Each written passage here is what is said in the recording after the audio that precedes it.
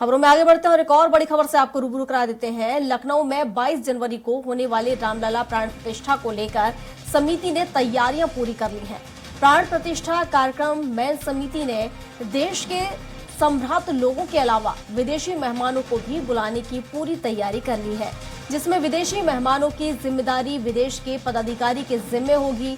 बता दें कि इस व्यवस्था से जुड़े एक पदाधिकारी ने बताया कि 80 से अधिक देशों में आरएसएस कार्यकर्ता है। इसमें 50 देशों से 50 प्रतिनिधि ही यहाँ आएंगे। कौन आएगा यहाँ पर और इनका पूरा जिम्मा विदेशों के ही पदाधिकारियों पर छोड़ा गया है। तो 22 जनवरी को प्राण प्रतिष्ठा की जाएगी रामलला की। तो इस पर सभी की निगाहें हैं और इंतजार किया जा रहा है रामलला की प्राण प्रतिष्ठा का। और अब जल्द ही वो पल भी आएगा जब रामलला की प्राण प्रतिष्ठा की जाएगी तो 50 देशों के लोग भी यहां पर शामिल होंगे। रामलला प्राण प्रतिष्ठा की तैयारियां पूरी कर ली गई हैं। तो 22 जनवरी को रामलला प्राण प्रतिष्ठा का आयोजन किया जाएगा। बता दें, सम्भ्रांत लोगों के अलावा विदेशी मेहमानों को भी न्योता दिया गया है, वो भी यहां पहुंचेंगे। तो विदेशी पदाधिकारी ही संभालेंगे पूरा जिम्मा। 50 देशों से आएंगे 50 प्रतिनिधि। तो आपको बता दें कि 50 देशों के 50 प्रतिनिधि रामलला की प्राण प्रतिष्ठा में शामिल होंगे। तो 22 जनवरी को रामलला की प्राण प्रतिष्ठा होगी। हालांकि जो बाहर से विदेशी आएंगे उनका पूरा जो जिम्मा है वो विदेशी पदाधिकारियों पर ही छोड़ा गया है, वही ये कमान संभालेंगे। इसमें 50 देशों से 50 प्रतिनिधि ही यहाँ पर पहुंचेंगे। तो हर एक देश से एक प्रतिनिधि यहाँ पर पहुंचेगा। और इस पर विस्तार से जानकारी के साथ उत्तर प्रदेश के संपादक राघवेंद्र त्रिपाठी जी हमारे साथ जुड़ चुके हैं, उनसे ही जान लेते हैं। और राघवेंद्र जी, जिस तरीके से रामलला की प्राण प्रतिष्ठा होनी है, 22 जनवरी का इंतजार किया जा रहा है, विदेशी लोगों को भी निमंत्रित किया गया है, क्या कुछ अपडेट इसको लेकर, किस तरह तैयारियां? देखिए प्रियंका जी, भारतीय जनता पार्टी के एजेंडे में और राष्ट्रीय स्वयंसेवक संघ के एजेंडे में, विश्व हिंदू परिषद के एजेंडे में बरसों से यह मुद्दा रहा अयोध्या का। और भारतीय जनता पार्टी इस मुद्दे को लेकर कई चुनाव में जनता के पास गई है। जब भी भारतीय जनता पार्टी ने अपना घोषणा पत्र तैयार किया, उसमें राम मंदिर का मुद्दा जरूर शामिल किया है। और वह अवसर आ गया कि भारतीय जनता पार्टी इसको भुना सके और इसकी तैयारियां भी जोरों पर चल रही हैं। हालांकि 22 जनवरी को प्रधानमंत्री नरेंद्र मोदी इसका उद्घाटन करेंगे। इसमें देश विदेश के 7,000 से अधिक मेहमानों को बुलाने की तैयारी है। 50 से अधिक देशों को मेहमाने की बुलाने की जिम्मेदारी जो राष्ट्रीय स्वयं संघ की अंतर्राष्ट्रीय इकाई है उसको दी गई है। हालांकि जब G20 की बैठक दिल्ली में हो रही थी तो योगी आदित्यनाथ भी गए थे, 1 डिस्ट्रिक्ट 1 प्रोडक्ट के उपहार भी दिए थे और मेहमानों को कार्ड भी दिए थे कि आप उत्तर प्रदेश आइए, अयोध्या आइए।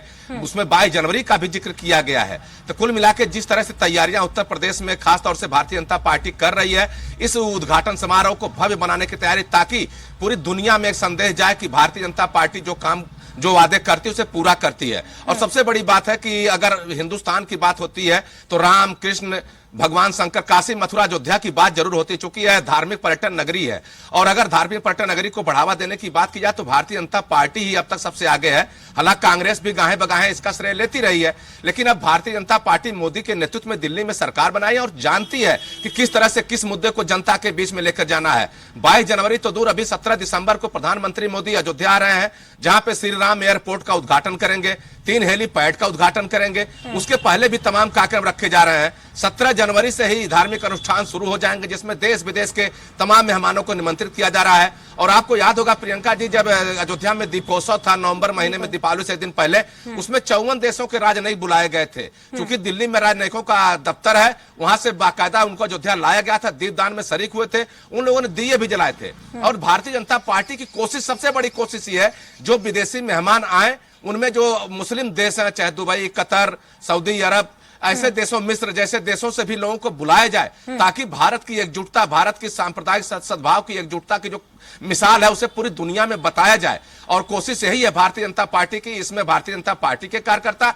भारतीय जनता पार्टी के नेता और राष्ट्रीय स्वयं संघ के जो वरिष्ठ पदाधिकारी हैं लगातार लगे हुए हैं। जो देश के बड़े विभूतियां हैं, चाहे मुकेश अंबानी हो या गौतम अडानी हो, सचिन तेंदुलकर, अमिताभ बच्चन हो, अधिक देशों में आरएसएस के कार्यकर्ता हैं।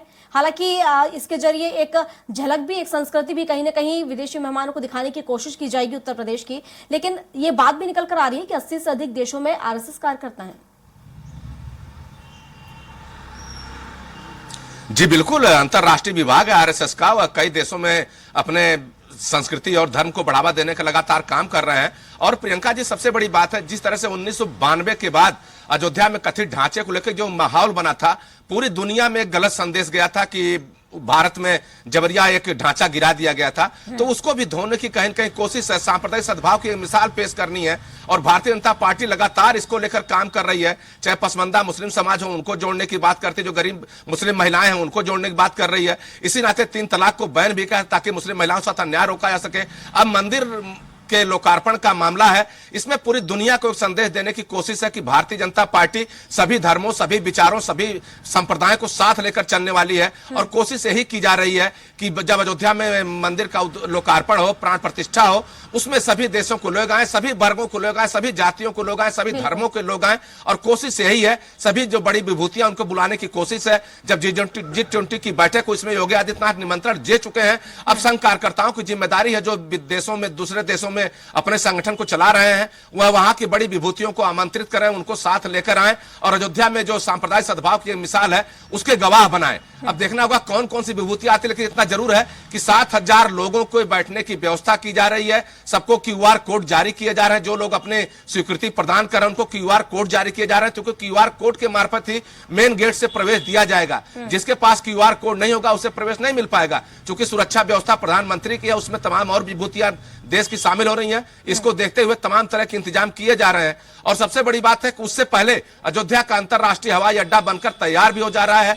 अब किसी भी मेहमान को सीधे अयोध्या में लैंड कराने की व्यवस्था है। इसके पहले बनारस या लखनऊ में उनको लैंड कराकर बाय रोड ले जाया जाता था। तो सरकार की कोशिश है कि इंफ्रास्ट्रक्चर विकसित करके अयोध्या को एक नया चेहरा प्रस्तुत किया जाए पूरी दुनिया के सामने। चूंकि अयोध्या का चेहरा बड़ा विभत्स ही रहा है। जब भी 6 दिसंबर का वक्त आता था तो यहाँ पे कर्फ्यू, सन्नाटा, पुलिस का पहरा। चूंकि मुस्लिम समुदाय और जो मंदिर के विपक्ष के लोग थे वह कलंक दिवस मनाते थे, भारतीय जनता पार्टी और संघ के लोग शौर्य दिवस मनाते थे, तो एक माहौल बड़ा कड़ुआहट हो जाती थी। लेकिन अब माहौल बड़ा रमणीय है। मंदिर का निर्माण लगभग पूरा हो चुका है, जो भूतल का एरिया है लगभग पूरा हो चुका है। 15 दिसंबर तक मूर्ति भी तैयार हो जाएगी। प्रधानमंत्री 17 को अवलोकन कर लेंगे, उसके बाद उसको फाइनल किया जाएगा। 3 मूर्तिकारों को जिम्मा दिया जाएगा। तीनों लोग अपनी अलग अलग मूर्तियां बना रहे हैं। जिसकी मूर्ति अच्छी होगी उस मूर्ति को स्थापित किया जाएगा। तो कुल मिलाकर यह विश्वव्यापी कार्यक्रम बनाने की तैयारी है और भारतीय जनता पार्टी संघ के जो वरिष्ठ पदाधिकारी हैं लगातार इस काम में जुटे हुए हैं। जी प्रियंका। बिल्कुल, शुक्रिया राघवेंद्र जी आपका तमाम जानकारियों के लिए।